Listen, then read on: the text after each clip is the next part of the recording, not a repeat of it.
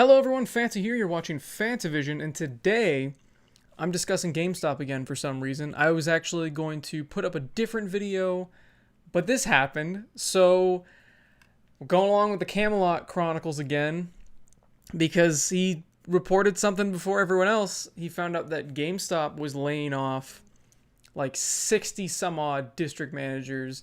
Region managers are being laid off.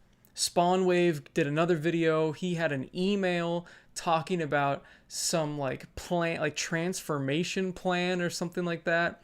Sounds just as evil as GameStop normally is. And I can't say that I didn't see this coming because I'm sure they've said some of the same things I'm about to say, but this is what happens when a company is going under. This is the last ditch effort. Once you start letting go of employees, you're taking the small amount of quality you had, very little, and you're just making it worse. So I even said way back when, one of my first videos was talking about how understaffed GameStops are, and that's a huge problem. I mean, it's a huge downside to go into a store. It's a huge turnoff to go into a store and see a huge line with one person manning the cash registers. That's not gonna make me stay. That's not gonna make me buy something.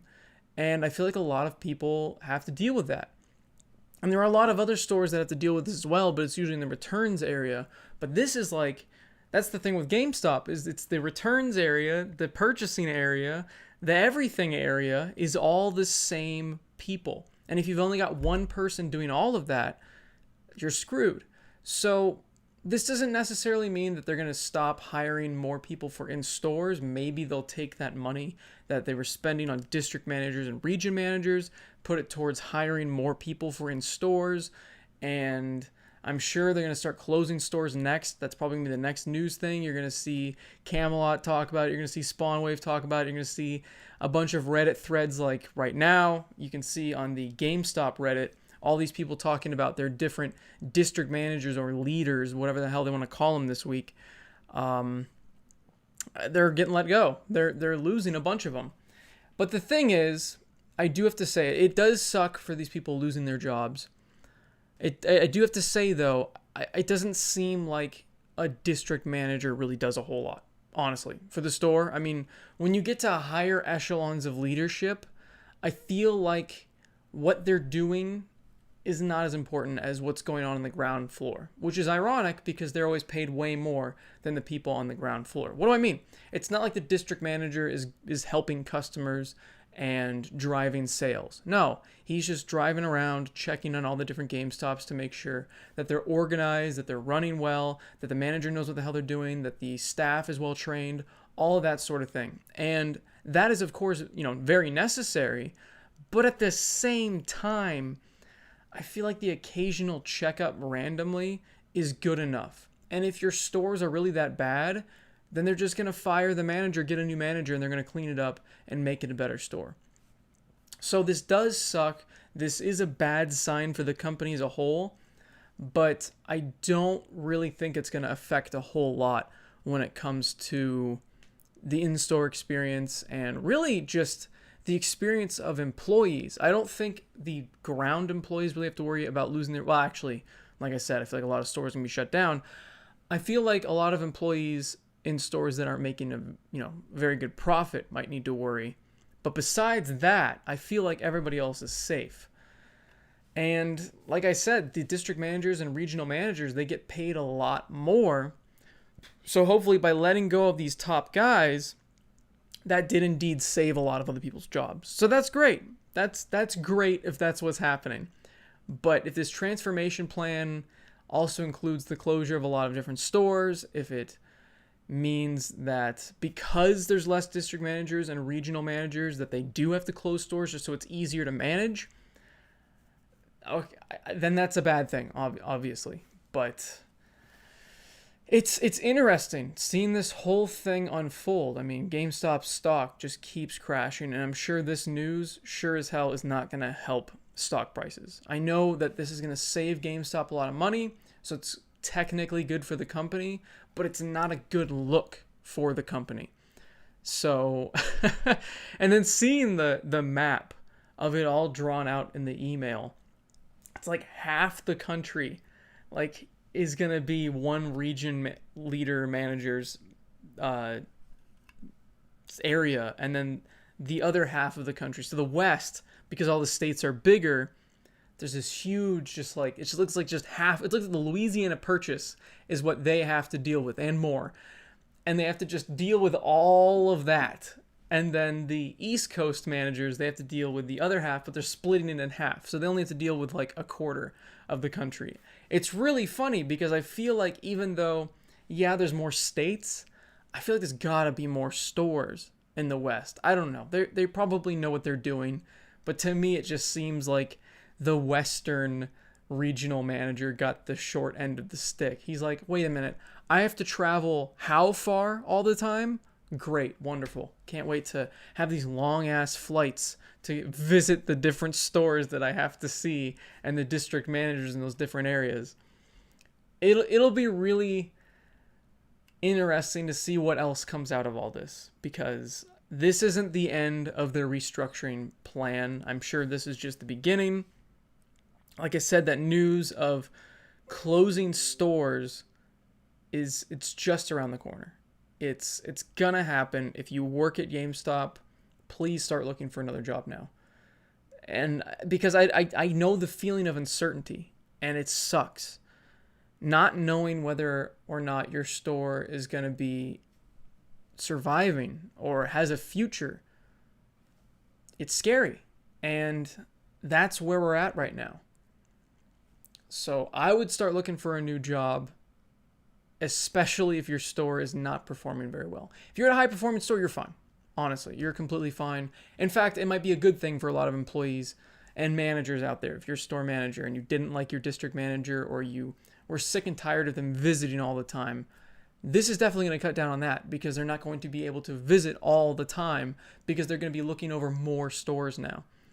And maybe they'll be even more relaxed when it comes to rules and stuff like that, because there's less micromanaging when it comes to stores. Because when I was working at GameStop, our district manager, our store was his home store, so he was always there. But even when it wasn't his home store, he would micromanage the shit out of all the different managers in the area. He would constantly check up on them. He'd constantly be putting in new rules. He'd be disciplining people. I mean, he was on people's asses all the time. So they're not going to be able to do that anymore. That sort of management style is not going to work out in this new GameStop era. And with this whole change, my faith in GameStop has gone from, oh yeah, they'll probably be around for the next, 5, maybe 7 years, to, yeah, they'll probably be around for 2, maybe 4 years. And what really is going to define whether or not GameStop is still around is not only how they implement this plan. I don't know all the details of this transformation plan. But if they close the wrong stores, if they fire too many employees, or they lay off too many employees, fire, lay off, same thing. If they lay off too many employees and they really do leave their stores, like they start cutting out of the, the lower level staff. I keep hitting the mic and I'm sorry. If they start cutting out the lower level staff and they have just not enough employees in stores, especially around the holiday season, they're going to lose a lot of business. And I feel like holiday season's the only time they're ever really fully staffed. That's the only time. They're overstaffed even. They have so many employees that each person gets like 4 to 5 hours each. If they keep themselves fully staffed, at least fully staffed, through these busy periods, maybe they'll last a bit longer without so much, top heavy money being wasted on maybe too many managers. And I feel like a lot of companies are very top heavy. They have too many executives. They have too many managers of some sort. They have too many, regional managers. I don't know about regional managers. I don't really quite know what a regional manager does. I guess they just manage the district managers. There's so many managers. There's so many management levels. And a lot of them are too top heavy. There are too many district, too many regional, stuff like that. And maybe GameStop was like that. So we see this big number, 60 or 33%. and we start thinking, wow, that's a ton of people. They're in a bad situation, and they are, and that is. But maybe this cutback isn't going to impact the company's organizational, workflow. It's not going to impact the day-to-day, and it's not going to impact, whether or not your store is going to be a messy disaster. It's not like those district managers were keeping in check with it, but it's not like they were as micromanaging as my district manager probably was. I'm sure that guy was a very, isolated incident.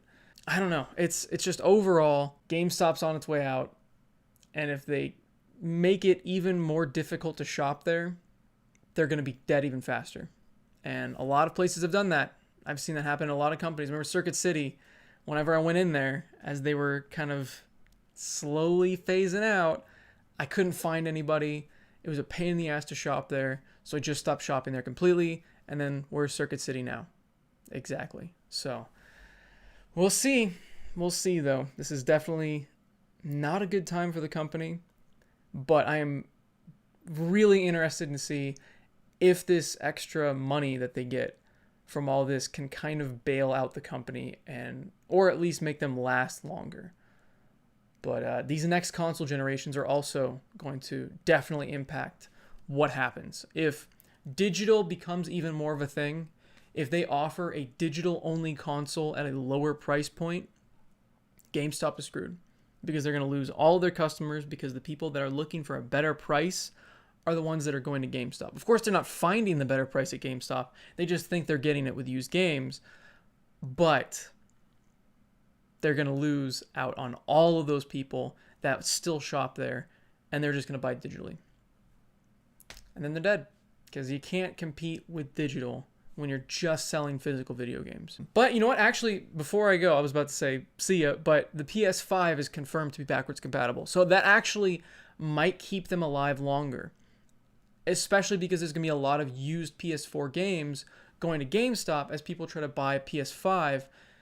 And I'm sure a lot of people don't know that the PS4 is going to be backwards compatible when they're buying the PS5, and then they'll find out later and have to rebuy all the games that they wanted. And they'll be used games, so they'll make a bunch of money. So I don't know, if the Xbox 2 or whatever the hell stupid thing they call it comes out and also is backwards compatible, we could see GameStop be around for the next 5 to 7, maybe even longer, if, like I said, they haven't screwed up their in-store experience more than they already have.